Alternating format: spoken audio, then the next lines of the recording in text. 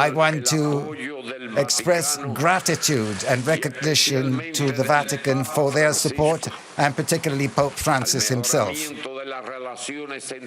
who has helped improve relations between Cuba and the United States. My gratitude also goes to the government of Canada for having provided facilities in order to carry out the high-level dialogue between the two countries. Likewise, we have decided to release and to send back to the United States a spy of Cuban origin who had been working for that country. Moreover, basing ourselves on humanitarian reasons, we have returned to his home country Mr. Alan Gross, an American citizen. Unilaterally, as is our practice, in strict compliance with our legal system, indulgence has been shown to the prisoners whose release has been ordered. These are people in whose release the government of the United States had expressed interest.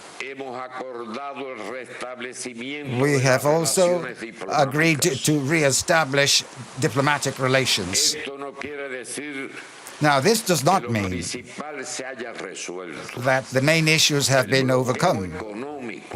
The economic blockade, the commercial and financial blockade continues, and it continues wreaking tremendous human and economic havoc in our country, and this must be stopped.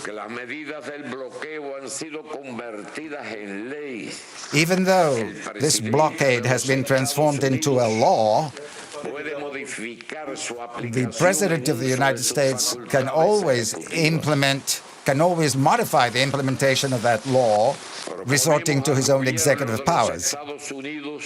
We therefore propose to the government of the United States that reciprocal measures be adopted in order to improve the bilateral climate and thus to move towards normalization of the links between our two countries, basing ourselves on the principles enshrined in international law and the United Nations Charter. Cuba reiterates its willingness to maintain cooperation in multilateral agencies such as the United Nations Organization.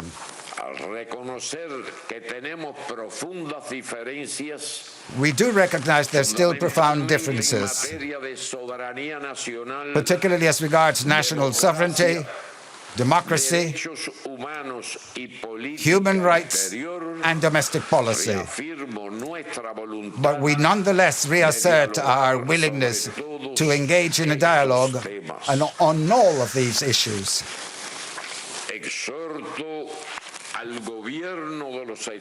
I urge the government of the United States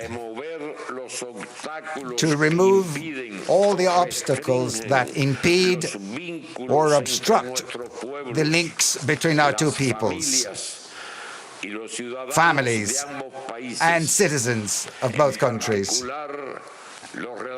and particularly the obstacles to travel, direct postal service, and telecommunications. The progress that has been reached in the exchanges that we have held show that it is possible to find solutions to many problems. As we have said over and over again, we must learn the art of living together in a civilized fashion, in spite of our differences. On all of these important subjects,